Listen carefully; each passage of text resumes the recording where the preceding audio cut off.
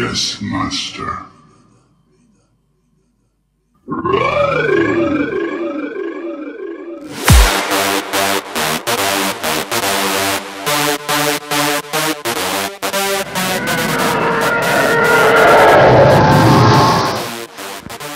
Vi sidder her på Collectormania i DGI-byen, som foregår på andet år. Og vi er i København, men de fleste af de mennesker, der er til stede her, de er af engelsk og amerikansk herkomst.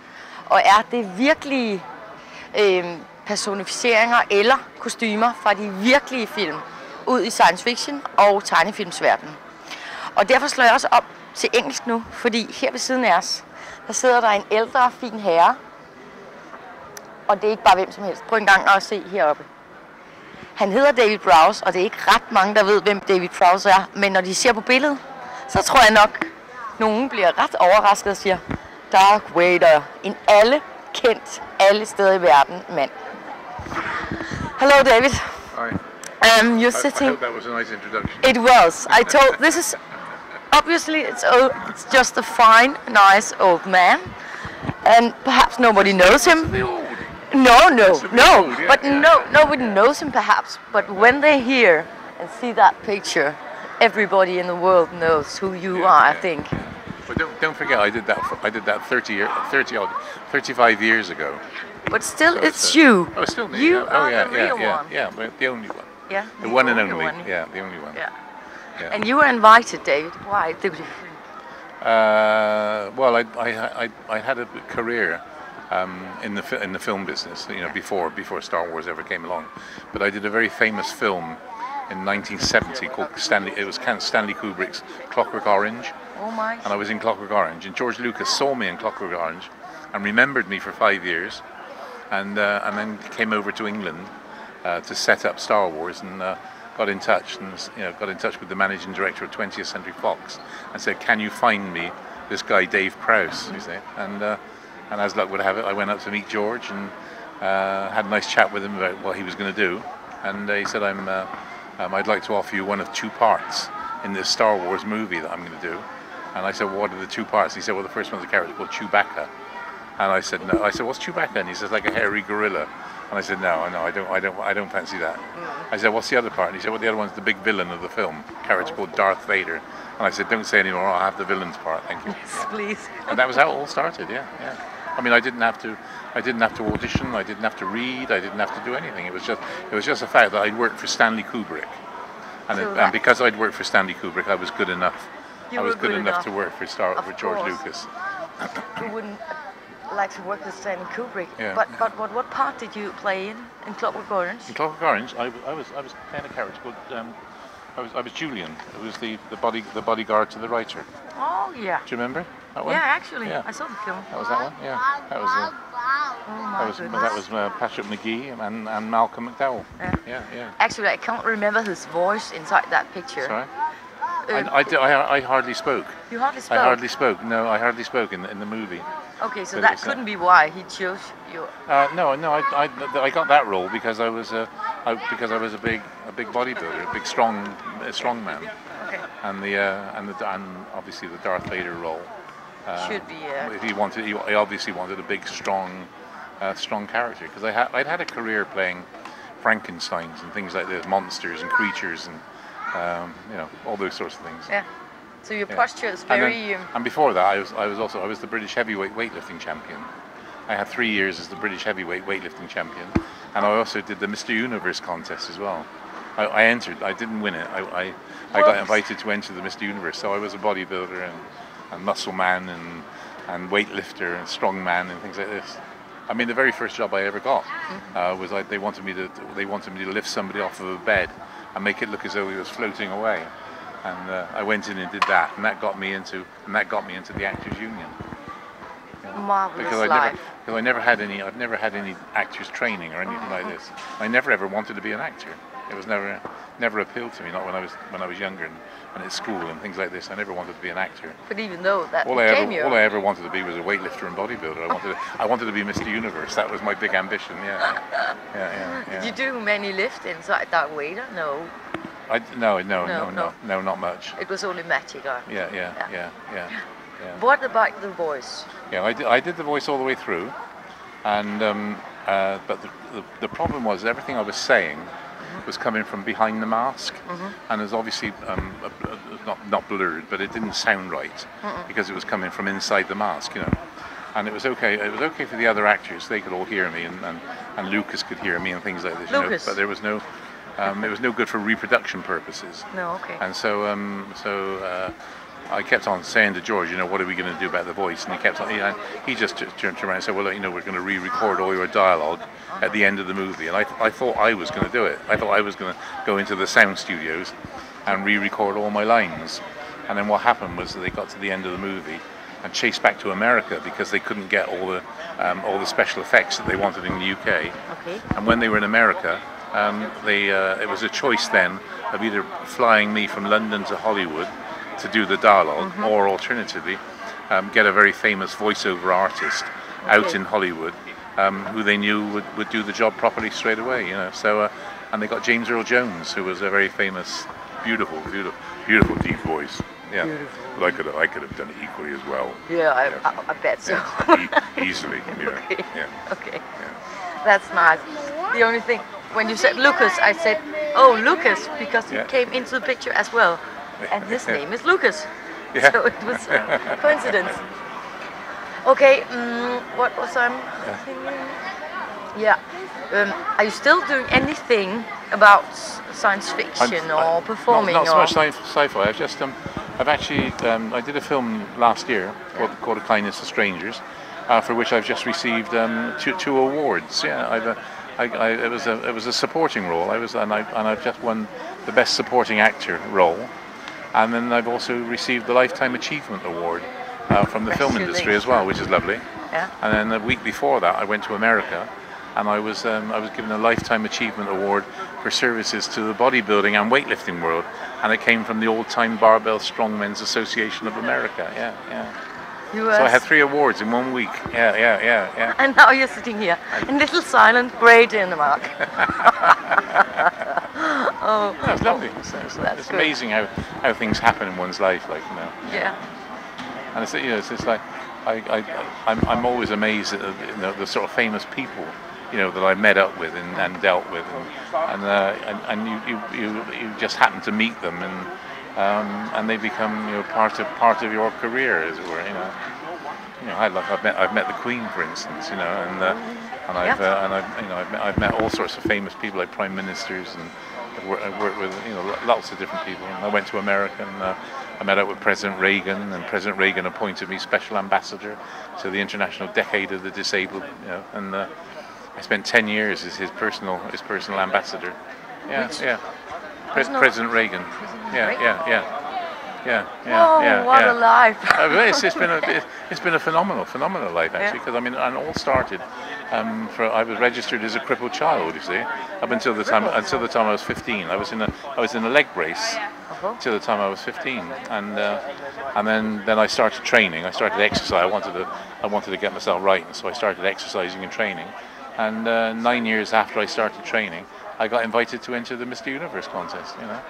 And then I went from there into becoming the British heavyweight weightlifting champion, and then from there into the film and television industry, and eventually I had 3 gymnasiums of my own in London, and I trained lots of famous people. It was me that trained Christopher Reeve for Superman. Trained Christopher Reeve. I'm about to faint. And I trained. Slow down. Yeah. Woo. And I trained Daniel Day-Lewis for Last of the Mohicans. Yeah. So I've had trained Bianca Jagger at one stage. You are a living fairy tale. Lots of famous people have trained with me at my gymnasiums. I had 3 gymnasiums in London. Yeah. So it's been a great career. Yeah. And still up and kicking. Oh my God. Yeah. Can I ask, or is it unpolite, how old are you? 76. 76. 76. And you're still going strong. Still going strong. Still training. Still exercising. Still traveling around the world. Okay. Oh, I'm such a naughty girl to be tired right now with my stomach. I'm old. No, I'm not. Okay. On this occasion, Collectormania. Yeah. Well, this actually is the second Collectormania that they've had. They had one last year, and this is now a successor to last year's, and this has like been a huge success. And they're already planning next year's Collectormania as well, and it's very interesting because it's an amalgamation of a gentleman over here who was running small conventions, and he's joined forces with the company that runs the biggest sci-fi conventions in the world. Okay, and that's who the man lives in in Great England. Britain. Who lives in England? Yeah, and they've joined forces and called it Collectormania in Copenhagen, which is lovely. So I mean, and I said this is the first of the Collectormanias in Copenhagen, and they're already planning next year's, and hopefully it will go on. It will go on a regular annual basis. Yeah. I mean, I don't know whether I'll appear every year, but I mean, it's yeah.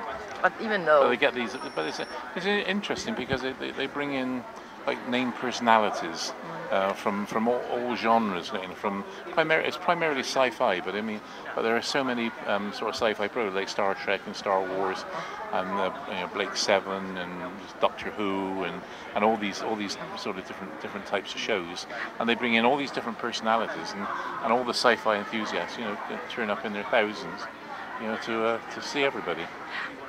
do you think it's a mania to be a sci-fi addicted, or is it just a good name? No, it's not a mania. It can become very obsessive. Yeah. You find you get some people that come to see you who really can think of nothing else but Star Wars or sci-fi and things like this. But I would say like 95% of the people that come to see you are generally quite sensible about it all. Yeah. But you get the odd nutter. Okay. You know the stuff or not? Yeah. Do you think that sci-fi would live on forever, or is it about to peak down? It had a career around the 60s and 70s and 80s. Mm-hmm. What about now, 2010? No, I think it depends on the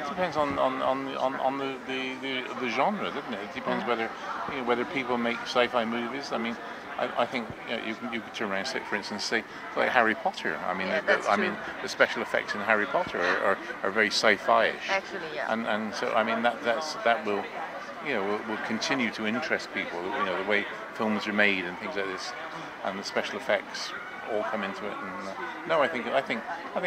As long as you get a good story. This is the thing about Star Wars. Star Wars succeeded where lots of other films have failed because it had a fantastic story to start with, and as long as you've got a good story to start with, and then of course you get good actors and actresses, and then you get good technicians, and you get good studio work, and you end up with a good end product. I believe that you're quite right, and I think that Star Wars would live on longer than Avatar, don't you? Yeah. Oh yeah, definitely. Oh yeah. And touching you. And good luck with this. Thank you very much. Yeah. And have a nice day. It's the last day on the today on the festival. Go home tomorrow. Yeah. Have a nice life. Thank you very much. And it's been great so far. Yeah, exactly. Bing. Thank you. Thank you.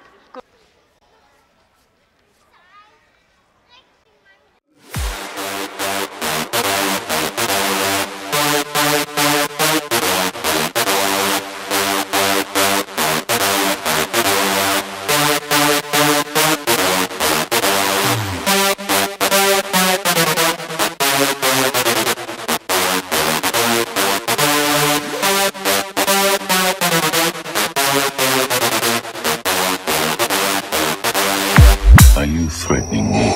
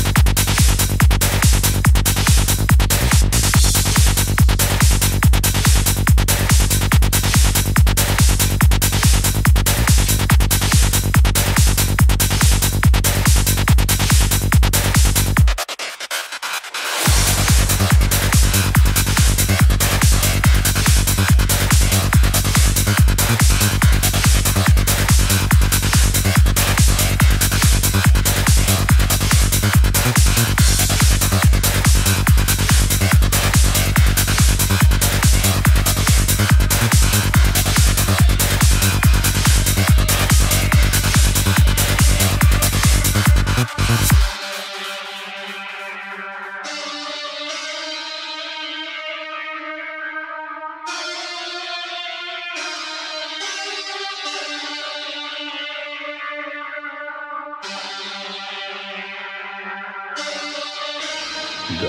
side of the Force is a pathway to many abilities some consider to be unnatural. Is it possible to learn this